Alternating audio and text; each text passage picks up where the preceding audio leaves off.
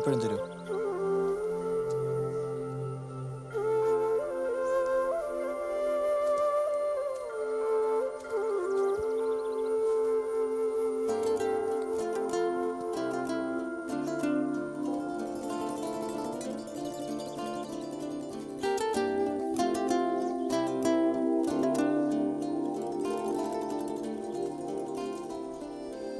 അതെ, കാലിലെ മുറിവ് ഉണങ്ങിയായിരുന്നു കേട്ടോ. അല്ല, അന്ന് ടാക്കീസി വെച്ച് ചോദിച്ചില്ലായിരുന്നോ മുറിവ് ഭേദായോന്ന്? ഓണപരീക്ഷയുടെ ജോബത്തിന് ക്രിസ്മസ് പരീക്ഷയ്ക്ക് ഉത്തരവെഴുന്നാളെ ഞാൻ ആദ്യമായിട്ട് കാണും.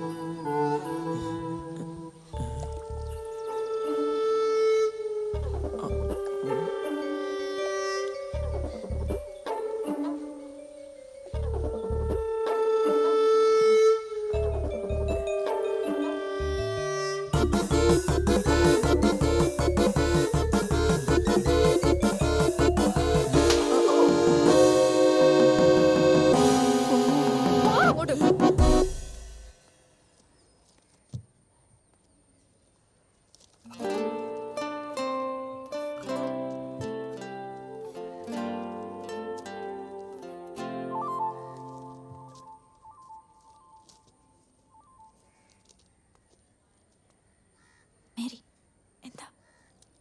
മലബാർ കലാപം ഒന്ന് കാണിച്ചു തരുമോ? ടീച്ചർ നോക്കുന്നു. ജോസെ, എന്നാ മലബാർ കലാപം ഒന്ന് കാണിച്ചു തരുമോ? മലബാർ കലാപം ഒന്ന് കാണിച്ചു തരുമോ? റഷ്യൻ വിപ്ലവം, ഉപ്പ് സത്യാഗ്രഹ, ജാലിയൻവാല ബാഗ്. ഡൊമിനിക്കിനോട് ചോദിക്കി. ഡൊമിനിക്ക്, മലബാർ കലാപം ഒന്ന് കാണിച്ചു തരുമോ?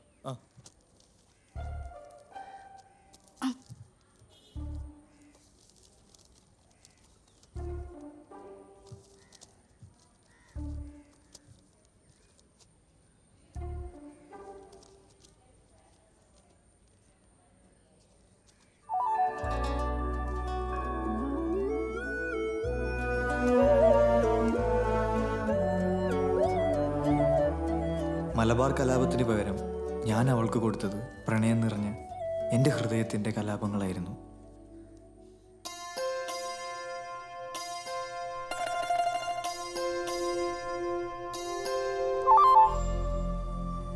പത്താം തരത്തിൻ്റെ റിസൾട്ട് വന്നപ്പോൾ ഞാനും മേരിയും ജയിച്ചു. കത്രീന തോറ്റു. ജോസ് ആ സ്കൂളിൻ്റെ ചരിത്രത്തിൽ ഇതുവരെ തിരുത്തപ്പെടാത്ത റെക്കോർഡ് തോൽവി സ്വന്തമാക്കി. ആ റെക്കോർഡിൻ്റെ തിളക്കവുമായി ജോസ് ഗൾഫ് ലക്ഷ്യമാക്കി ബോംബെക്ക് നാടുവിട്ടു. അധികം വൈകാതെ മേരിയെ പോസ്റ്റ്മാൻ ജോർജ് കുട്ടിക്ക് കെട്ടിച്ചു കൊടുത്തു. ഞാൻ കോളേജിൽ ചേരാനുള്ള അപേക്ഷയും കൊടുത്ത് ടൈപ്പ് റൈറ്റിങ്ങിനും ഷോർട്ട് ഹാൻഡിനും ചേർന്നു. കത്രീന അടുത്ത കൊല്ലത്തെ പരീക്ഷയ്ക്കായി കാത്തിരുന്നു.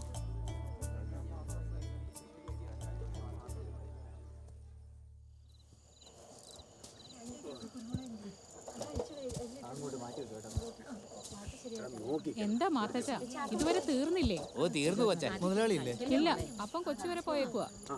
മോളെ, കളിക്കല്ലേ മോളെ? ഇന്നലത്തെ കളക്ഷനാ. അപ്പനെ മഴ ആയതുകൊണ്ട് കൊണ്ടുതരാൻ പറ്റില്ല. വാ മോളെ അകത്തേക്ക്. ഞാൻ എത്ര നേരം പറയുന്നേ. സാരമില്ല, ഓൾ അമ്മച്ചിയുടെ അടുത്തേക്ക് ചെല്ല്.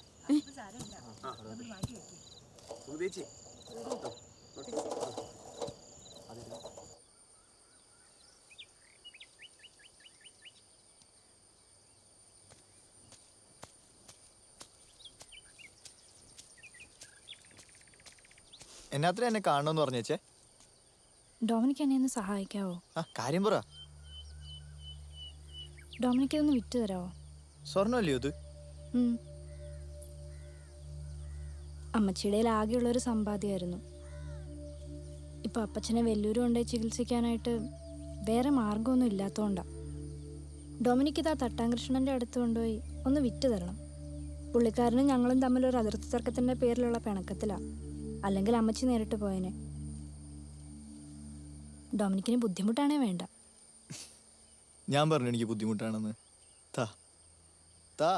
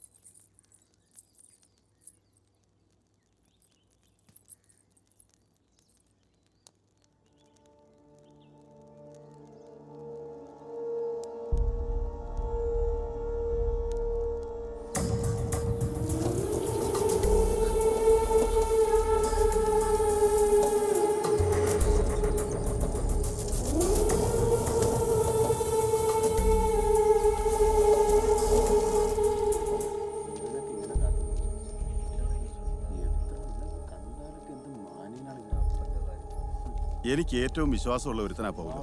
പക്ഷേ മകൻ ഇങ്ങനെ ഒരു എന്നതാ ഞാനിപ്പോ പറയണ്ടേ? നാരായണപിള്ളേ, ഇവൻ കട്ടൂന്ന് ഏറ്റ സ്ഥിതിക്ക് കേസും ബുക്കാറും ഒന്നും വേണ്ട. ഒന്നുമല്ലേലും ഞാൻ ആ പൗലോയുടെ മുഖം ഓർക്കണമല്ലോ. വിട്ടേക്ക്. ശരി സാറേ, വാടോ.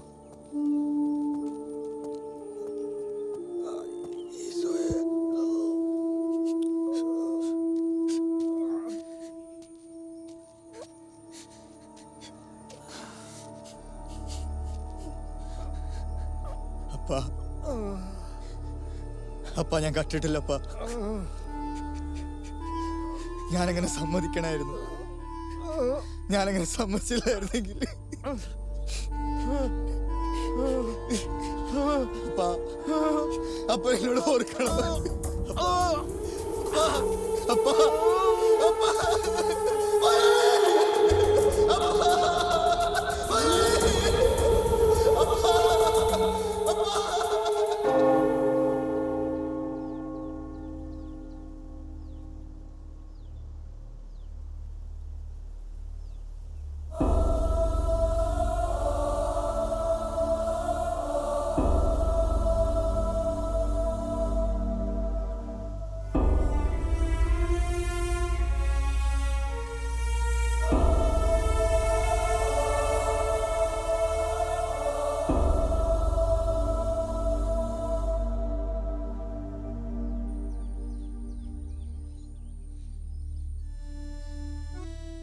എന്നോടൊന്നും തോന്നരുത്. ഞാൻ കാരണം ഒരുപാട് വിഷമിച്ചിട്ടുണ്ടെന്നൊക്കെ എനിക്കറിയാം. അതിനെല്ലാം എനിക്ക് മാപ്പ് തരണം. എന്നോട് ഇത്ര ഇഷ്ടമുള്ള ഒരാളെ ഇനി എനിക്ക് വേദനിപ്പിക്കാൻ വയ്യ.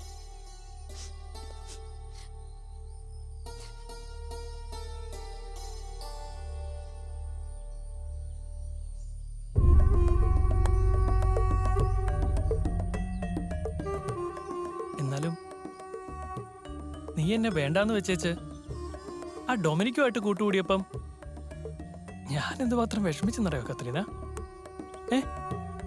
അതൊക്കെ കഴിഞ്ഞില്ലേ. ഇപ്പൊ ഞാൻ അവനെ കാണാറ് പോലുമില്ല. സത്യം പറഞ്ഞ എനിക്കിപ്പോ അവനെ കാണുന്നത് തന്നെ പേടിയാ.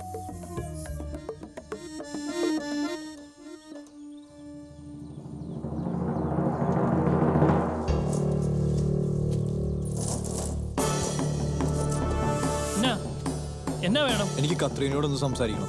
പറ്റത്തില്ലെങ്കിലോ?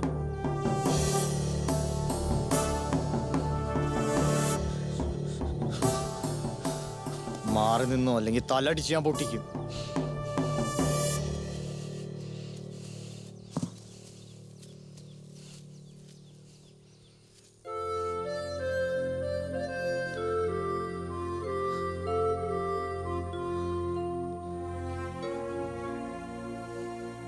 ഈ ലോകത്ത് ഞാൻ ഏറ്റവും കൂടുതൽ സ്നേഹിച്ചത് നിന്നെ. ഇന്ന് ഏറ്റവും കൂടുതൽ വെറുക്കുന്നത് ഞാൻ നിന്നെ തന്നെ കത്രീന. നീ കാരണം ഞാൻ കള്ളനെ. നിന്നോടുള്ള ഇഷ്ടം എന്നെ കള്ളനാക്കിയത്. നീ തകർത്ത് കളഞ്ഞ എൻ്റെ സന്തോഷങ്ങളൊക്കെ.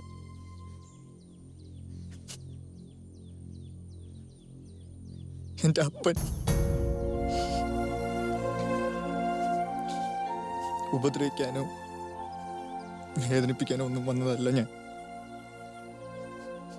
ഇല്ലിക്കൽ അച്ഛൻ്റെ ഒപ്പം ഞാൻ പോവേണം. പോകുന്നതിന് മുമ്പ് നിന്നെ ഒന്നുകൂടി കാണണമെന്ന് തോന്നി. ഇനി ഒരിക്കലും കാണല്ലേ എന്ന് ഒരൊറ്റ പ്രാർത്ഥന മാത്രമേ ഉള്ളൂ. പോയേക്കുവാ.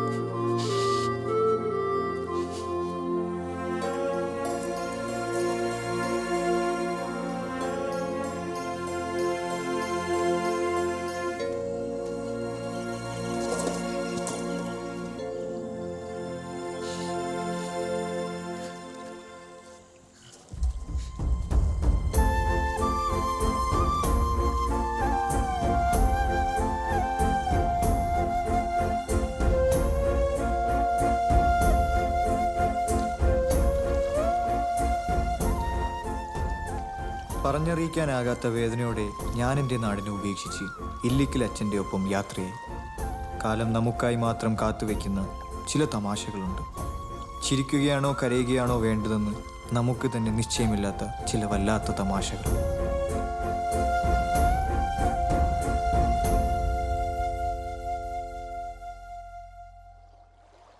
കറിയാച്ചന്റെ പെണ്ണുമ്പിളിക്ക് അസുഖം കുറവുണ്ട്. കുറവുണ്ട്, ആസ്പത്രിയിൽ നിന്ന് വന്നല്ലോ. കണ്ടില്ലായിരുന്നു. ഇന്നൊന്ന് പോണം.